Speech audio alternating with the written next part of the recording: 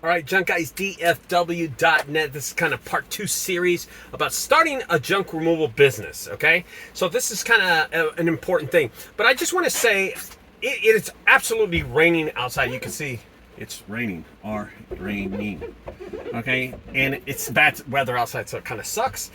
I Googled how to start a junk removal business, and here's some of the stuff that I read.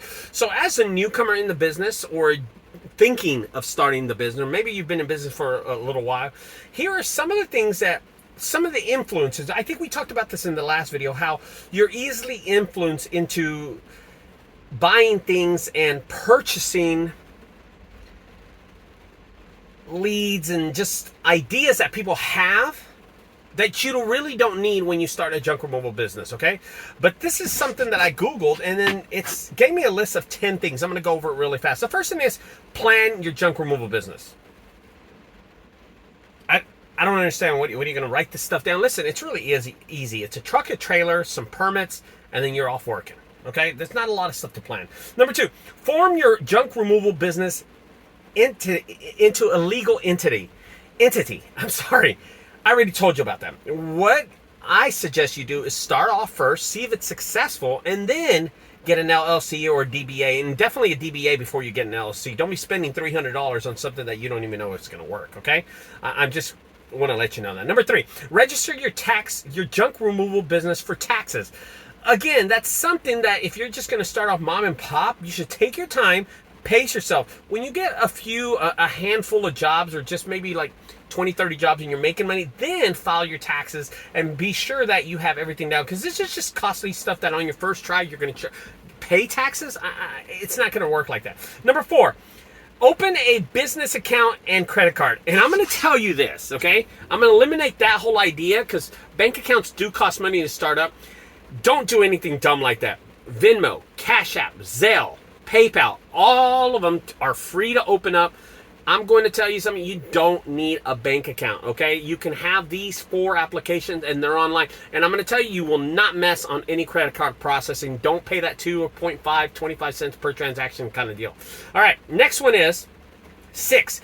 Get the necessary permits and license for your junk removal business. In the state of Texas, they don't have any permits or licenses you need. You just go to Home Depot, you buy whatever you need to do, you go out there and you start working, okay? So another thing that I told you, you don't need all this stuff, okay? Number 7, get junk removal business insurance. I said no in the last video, and I keep on saying no. Now, your truck and trailer do have to have insurance. Your truck usually covers your trailer in Texas. Number 8, define your business brand.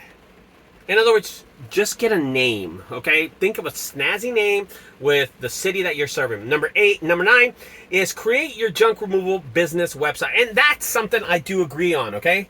Build your website. Build your website somewhere. And number 10, set up your business phone system. Don't do nothing. Use your personal line or get a Google phone line, okay? They're absolutely free. Now, what do you really need to start a junk removal business? We've already talked about that, but as you're going, here's something that you need to do. Practice.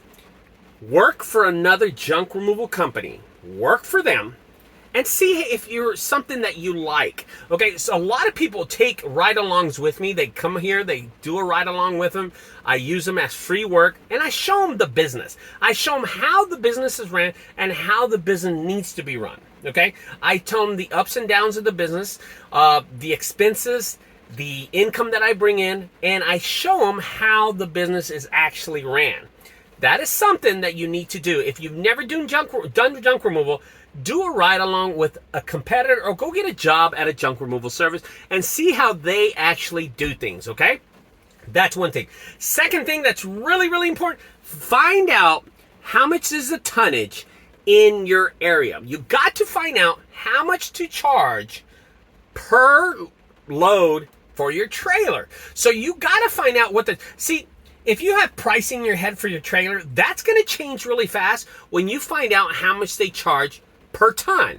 If they charge $40 per ton, you can charge cheap for your trailer. If they charge $400, you got to charge a lot. Now, the highest I've ever heard is $175 per ton, and that's in California. The cheapest I've ever heard is like $28, and that's in Phoenix. Okay, the medium price is somewhere around $65 to $75. That sounds medium to me. I'm going to tell you something, guys. You need to find out what the charge is per ton in your area, because you got to throw this trash away. Eventually, it's got to get away, but you got to do some kind of research. You have to. So those are the 2 tips I'm going to give you today. Do research. Do a ride along with another company, or go get a job at a junk removal business. Do it for a couple of months and see if you like it. Number 2, find out the tonnage in your area. You need to find out what other companies are charging what other landfill companies are charging in your area. You got to find out that, and then you will find out in your area what you have to charge to dump. Now, on the next series, we're going to talk about how to price your trailer right. Okay? We'll talk to you later, guys. Don't forget, if you like my videos, subscribe over to the right side on the left side. Check out my other videos, and I'll talk to you later. Bye-bye, guys.